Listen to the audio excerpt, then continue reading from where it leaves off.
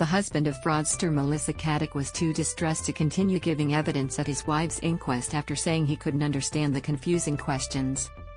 Anthony Koletti returned to the witness box on today at the NSW Coroners Court, but Deputy State Coroner Elizabeth Ryan asked him to step down about lunchtime as his answers were not helpful.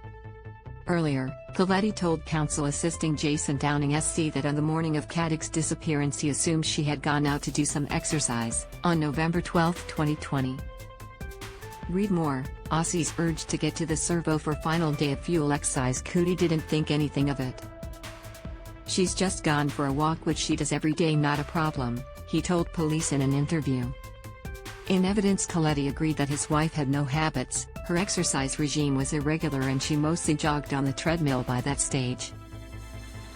Downing continued questioning Koletti on Wednesday about this inconsistency, asking if he was now trying to justify his answers. One of the accounts must not be true, Downing said. I'm guessing so, yes, Koletti said. Read more. What do I do if my details have been hacked in the Optus data leak? Why are you guessing? Downing said. Because your questions are confusing, the way you talk is not the way my mind works, Koletti said. Everyone has got a different mind, you've got to understand that. I don't think you do. I've been through a lot, in case you haven't noticed. Koletti was taken to his statement, but the confusion continued. You can read, can't you? Downing said. I'm so confused by your questions, Koletti responded.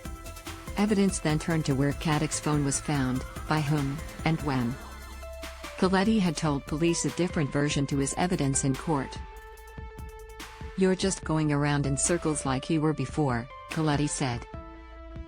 I can't answer these questions over and over again. His lawyer Judy Swan then interjected, saying her client was finding the process distressing, but wanted it over.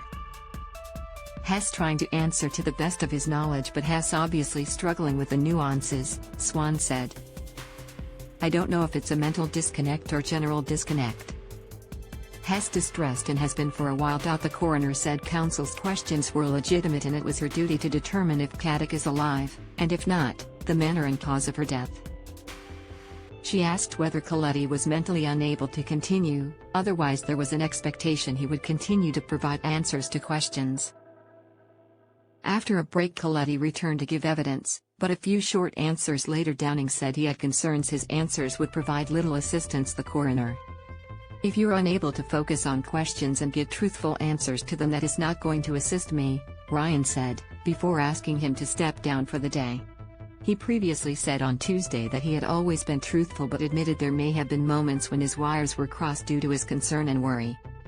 He maintains he had no inkling his wife was defrauding family and friends of millions of dollars, nor did he ask her why federal police or the corporate watchdog was suddenly searching their Sydney eastern suburbs home. It was the last verified sighting of Caddick before she vanished without a trace. The inquest is due to continue with evidence from an oceanographer. Oceanographer Dr. David Griffin was asked whether it was possible for Ms. Caddick's boat to wash up on Bournda Beach on the NSW South Coast, if it first entered the water about 400 kilometers away in Sydney. A later examination of the goose barnacles on her Asics shoe found it was floating on the surface for about 3 to 7 days. Dr. Griffin confirmed it was entirely possible for the body to have entered the water in November, and to have floated close to the ocean floor in strong currents for about 93 days before resurfacing in that location. If the shoe was perfectly clean, it would likely have come from straight offshore, Dr. Griffin said on Wednesday. Koletti spent the afternoon resting and will reassess overnight whether he can continue with his evidence on Thursday, his lawyer told the court.